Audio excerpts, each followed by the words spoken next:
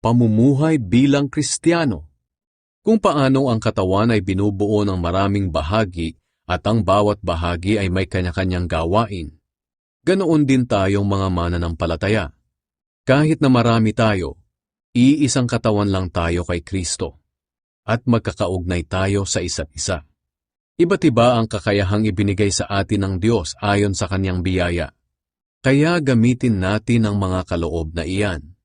Kung ang kaloob ng isang tao ay pagpapahayag ng salita ng Diyos, kailangang ipahayag niya ito ayon sa kanyang pananampalataya. Kung ang kaloob niya ay paglilingkod sa kapwa, maglingkod siya. Kung pagtuturo, magturo siya. Kung pagpapayo, magpayo siya ng mabuti. Kung pagbibigay, magbigay siya ng maluwag. Kung pamumuno, mamuno siya ng buong sikap. At kung pagtulong sa nangangailangan,